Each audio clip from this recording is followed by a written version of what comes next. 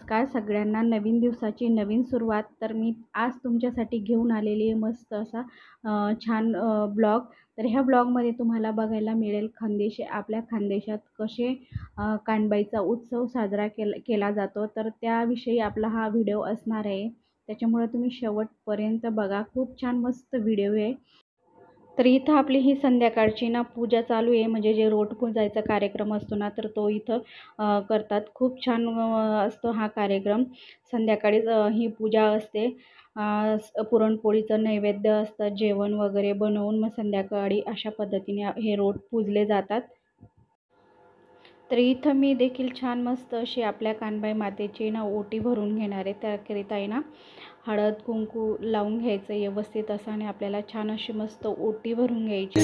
शेवटी ही ओटी सगळ्यांची झालेली